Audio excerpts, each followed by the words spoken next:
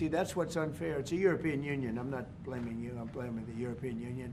The European Union's gone after our companies, and Apple's a great company, and they have to give 16, 17 billion dollars on a lawsuit that I didn't think was a good lawsuit. No, that's not good. No, the European, we have a problem with the European Union. They don't take our farm products. They don't take our cars.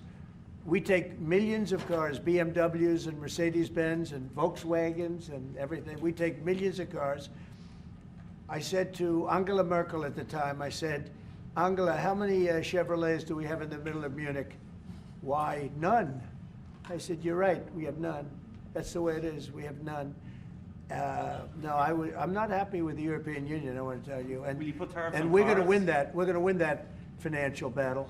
They have millions of cars coming in, millions and millions of cars. One of probably the largest. Japan's very big too, but and they don't accept our cars. We make great cars.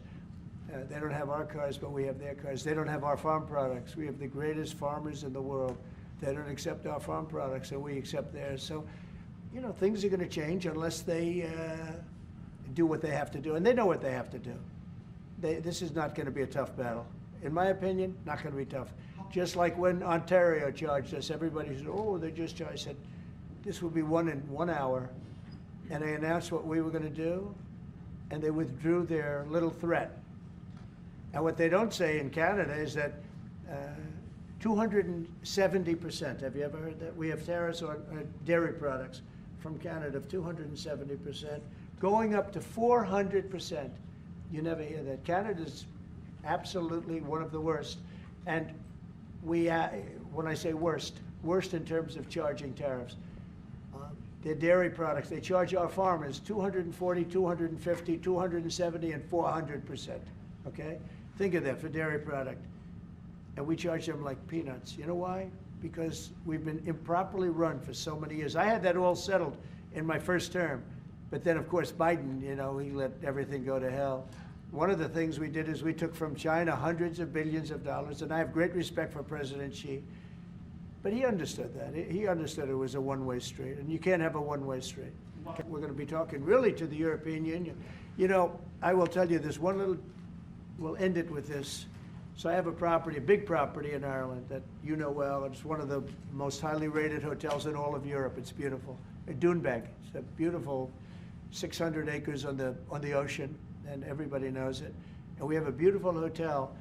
And I was going to do a project there, a big expansion of the place. This was when I was a civilian, before the presidency, before I even thought about the presidency. But I was going to do a really beautiful expansion of because it does very well. And I got the approvals from Ireland so quickly. They were so professional. They wanted it. You know, it's economic development, it's jobs, it's construction jobs, a big expansion, beautiful expansion. But I was told something that bothered me. They said, sir, you also have to get approved by the European Union. I said, why do I have to go to the European Union to expand a hotel that's in Ireland? They said, well, that's the way it is. I say, well, shouldn't that go fast? They said, no, it'll take at least 7 years. You gave me the approval in about 4 weeks. It was a beautiful professional. If you took 4 years, you wouldn't have done a better job. You know, everything was done environmentally, everything. There's no reason to take very long.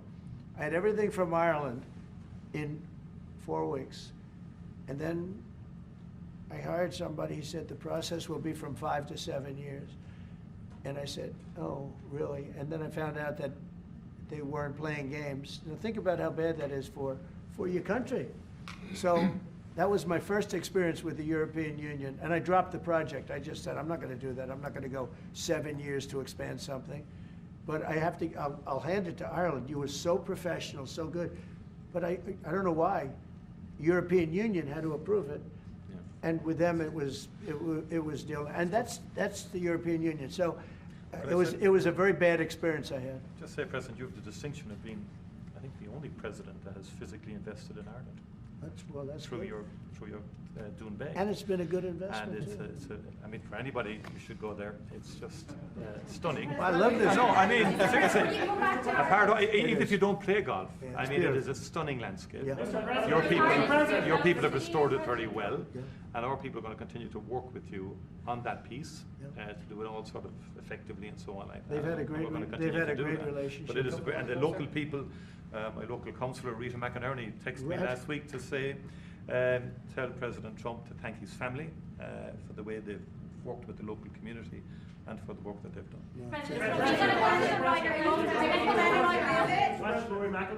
NATO has to treat us fairly. If they pay their bills and if they do what they're supposed to do. When I first got involved with NATO, as you know, they weren't paying their bills. There were 28 countries and most of them weren't paying. And I got them to pay. And they paid billions and billions of dollars. I made a certain statement that I'm not going to be involved with NATO unless you're going to pay your bills.